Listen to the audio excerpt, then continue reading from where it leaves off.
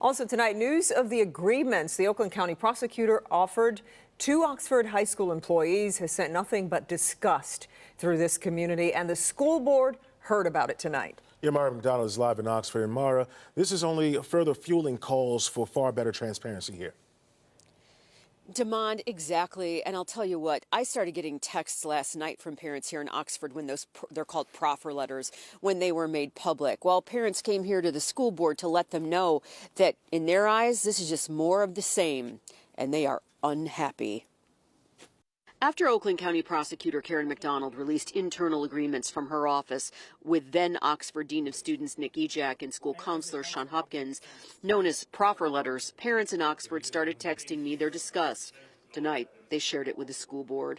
On January 5th, 2022, just 36 days from the tragedy, Ejack and Hopkins were signing proffer letters with the Oakland County Prosecutor, and while it did not officially promise anything, the action speaks volumes. Proffer letters are not guarantees of immunity. That's a whole different ball of wax. What they are is letters between the prosecutor and witnesses who may be at risk of criminal prosecution. It says they'll tell prosecutors the truth, and in turn, while they won't get any special treatment if charged, the prosecutor will consider they were cooperative. In the end, McDonald is not charging anybody from Oxford schools. After all, the school has governmental immunity. But the release of those letters leaves a bitter taste. You have refused to hold people accountable and let them go. You have refused to show transparency, and you went kicking and screaming into an investigation that you didn't even want to have. You have shouted down kids at board meetings. I was there. You have treated families shabbily.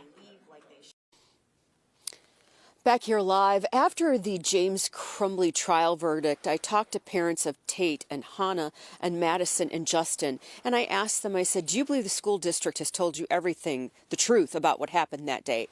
Universally, they said no. They are going to court to try and get governmental immunity that the school district has set aside so civil trials can proceed. But interesting to note, DeMond and Kimberly, this school district in January, the school board made the move to sue its own insurance carrier.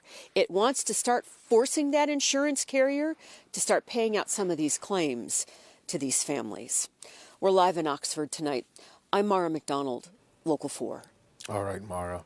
Well, meantime, staff at the Michigan Department of Corrections is confirming tonight the Oxford High School shooter was taken to the hospital on Tuesday night for evaluation. They say he got into a fight with an inmate. Now, officials say it happened in the housing unit and no weapons were used. This is allegedly his second fight there. Tonight, he's back at the Thumb Correctional Facility. That's where he's being held for killing of the 4 students at Oxford High School.